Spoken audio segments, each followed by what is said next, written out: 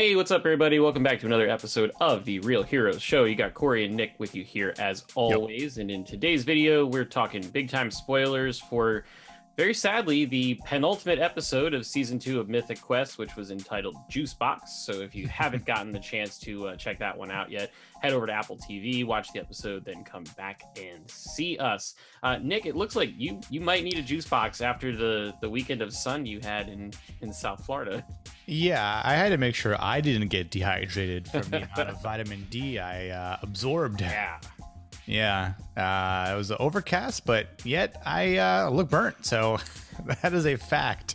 Yeah, those UV rays, they don't care if the clouds are here down in the Sunshine State. I think it was feels like was 101 degrees at 8 p.m. last night, which is just absurd. Awful. It should never be that. So Nope. For everybody who watches this show that doesn't live in Florida, you're lucky that you're not melting like we are currently. Yeah. So cool, man. So let's dive right into this episode. There was a lot. Obviously, there have been a lot of plot threads throughout the season that we're starting to see come to a close. Yep. We figured we'd tackle three main ones that we thought were worthy of the episode. Yes. So first, obviously the last couple episodes have really been heavily focused on CW and his character progression, and we finally got to see him back at the office. And I'll tell you what, I missed his office because of the fact that it looks entirely different from the rest of the Mythic Quest building. Yeah, all the ornate wood and leather, and like it almost looks like it's out of another time compared to how the rest of them work, which is great. So what did you think about him attempting to write David's obituary? Yeah, hilarious. I think when it starts off by him saying he wrote Ian's obituary, and David's like, "Wait, what? You wrote his obituary?" And he goes, "At Ian's request." Right. Yeah. All men of stature need to have their obituaries written prior to their the mortal coil, right? And so he's like, "Well, what about me?" And he's got nothing to work with. He's not a man of stature. He says, "My ex-wife is living in my condo." He's like, "Wait, you're paying for it?" Yes. He's like, "Dear God, man, give me something to work with." Like, he says, "What are you into?" And David says, "Deep cleaning." And he's like, "Wait, are you serious?" Oil-free cooking. Oil-free cooking. What? And deep cleaning. Oil-free cooking. Who? No, man. That's no. Men of stature cook with oil. Damn it. And I thought it was really funny that David's last name is Brittlesby, which is pretty close to Hornsby. Hornsby. Which is his last name in real life, which was pretty funny. Ian's obituary was pretty great too. It was never ending, and the part at the end about how a seat at the table at Valhalla has been filled. Dude, that was so great. He's listening to things. He goes, "And bodybuilding." And bodybuilding. David's face is like, "Come on." He's like, "Come on, man. He takes hair pills." Yeah. Which comes back which does come back. But I love the scene, one, because it was hysterical and it had me dying, but like it shows F. Murray Abraham's range, because last week he's making us cry, and then this week he's making us belly laugh, which is the versatility of a very talented Oscar award-winning actor, which was really fun. And again, they had him in limited capacity because of pandemic stuff and whatnot, but it was nice to see him finally back in the office interacting with someone else other than just one member of the team. So pretty cool stuff there. Moving right along to a different department, Joe's quest to bring Brad down came to pretty hilarious, a screeching halt. So what do you think about the fact that by the end of the season Joe might be in jail?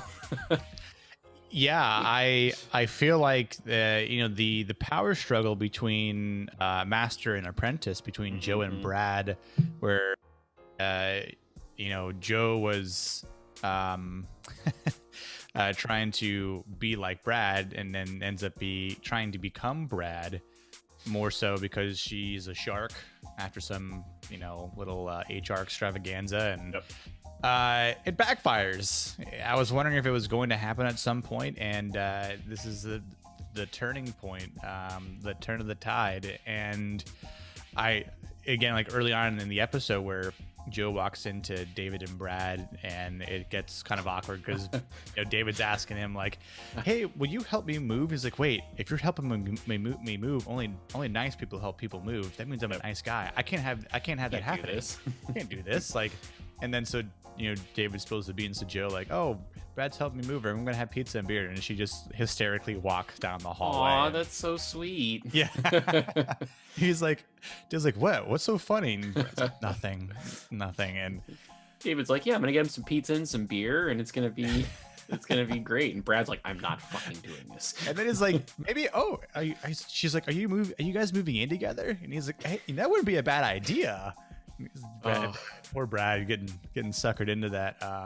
Hopefully he doesn't, but at the same time, I don't think he's going to. Yeah, that doesn't. Yeah. He doesn't strike. You can't be a lone wolf if you live with someone. That is true. Doesn't really fit the terminology here. So he also told him to stop howling, which was pretty fun. Yeah. David's MVP, man. God, he's so funny. He's been hilarious this season. I really enjoy that. So Joe's literally like measuring out Brad's office because she thinks she's going to take it over, but it turns out that again, now this is multiple plot lines coming to a head because we got the callback to the shark stuff from the HR episode. Right, we're getting the callbacks to Brad's brother from much earlier in the season, where it turns out that 3, 4, I think one of those. But it turns out that Brad's brother has just been using Joe in an elaborate scheme to have somebody become an inside trader, watch the stock tank, and then swoop in and buy all of it at a very low price. So really interesting plot mechanics there.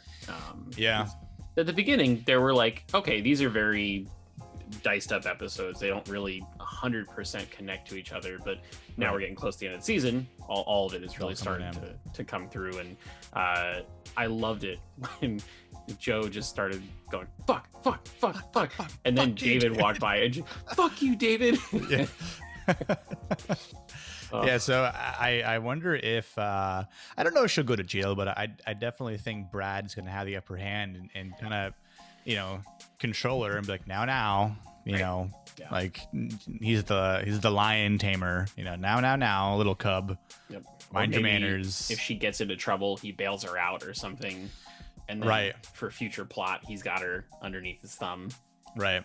Which, like, he always has a one-up on her. And, it's like, at any point in time, I can end your career and your life by putting you in jail. And, obviously at the same time, like, it's a pretty mischievous plan by Brad's brother. Because he's like, no, the company has to go. And he finds a way to essentially do it by using Joe as a very young and naive tool. And I was like, damn, that's actually pretty clever. Devious but clever. Brad's brother is the true shark. Yes, exactly. Yeah. Joe is just a little guppy, it turns out. So, and Brad the mouse, clever. He's the clever one. I was like, I see what's going on here. Let me expose you because you got lured in by my brother. And you're a fool, Joe. You're a fool. Fuck. He warned everyone. He said, don't trust my brother, but nobody wanted to listen. So, so you mentioned a life-altering event for Joe. We had what we thought might have been a life-altering event for Ian. Him and Poppy both presented their expansions to the board, which I don't know if you noticed this, and maybe I'm just going crazy, but I thought I saw footage from both God of War and Horizon Zero Dawn. You did. There were a lot of games. Clips. Okay. Yeah. So there were a lot of clips. Really made me laugh because it's like he's presenting his new expansion pack and it's literally just clips from games from the last 5 years. But his went over really well. Everybody clapped. Yay. Woo. Poppy did her thing. It seemed like it was going to be revolutionary at first. Yeah. Then it tanked afterwards because they had some server issues. Blue screen of death popped up pretty much across the entire company. Sad trombone played. But then Ian apparently has a heart attack and finds himself in the hospital. But it wasn't a heart attack. Yeah, it's interesting how that there's a slight change in severity, and not to say that you shouldn't stay hydrated or eat. There are people who just go without eating. I don't know how. Me either.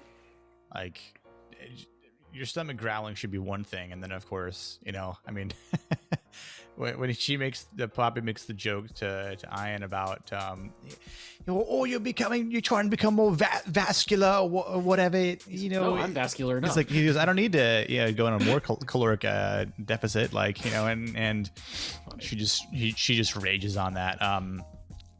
But again, like with his half of the expansion, her half of the expansion, Zeus and Hera, same. I thought it was very fitting for the two of them. Yep. Obviously intentional. But again, like it's kind of like Poppy says, Ian's was lazy and unimaginative, and hers was the opposite, rather. Hers was imaginative, trying to be revolutionary, and the other guys at the table were like, oh, this is brilliant. And you can kind of see Ian slightly sweating there for a second, and that's one of the things I thought about of what might have put him in the hospital. It was like just maybe it was anxiety on top of the stress that Poppy's outshining him, right? And he's just making it a competition instead of just thinking it more so like for the benefit of the whole company. And Blue Screen of Death happens, and then he's kind of pissed at, altogether, because it's not just her half, it's the company, it's the company, sure. Meeting to the Canada branch, and it's like, well, we screwed up, or to Montreal rather, and yep. It's like to it be just dehydration and a lack of eating was kind of like, again, not to say that's not important, but there's a little bit of a bigger letdown, even though there are some raw emotions that come out from Ian in the hospital. I mean, he fucking cries, like Papa's like, are you crying? He's like, maybe it's just the estrogen levels. And he's like, oh yes, I am. Like, he's trying to find every excuse for why he's crying, but eventually he just admits it. And they go to a place where Poppy obviously runs straight there when she thinks it's a heart attack, because she's genuinely concerned about her friend. And then the nurse comes in and prescribes him a juice box, and then tells him that she was able to refill his hair pill prescription. That's just like salt on the wound thing. Her freak out when she just starts ripping out all the wires. I'm like, no one's gonna be like, oh, hey, look, his monitor stopped working. We should probably rush to see he's okay. Yeah, he's flatlining. Is he all right? Exactly. Like, wow, his EKG levels are 0. Right. Great. But I do enjoy that little bit of emotion when he says, all you say is you see a scared, a sad little boy here, but all I see is a scared little girl there. Because I don't know what you think, and maybe everyone that has watched this episode, when he says, I opened myself up, made myself vulnerable about my biggest fear.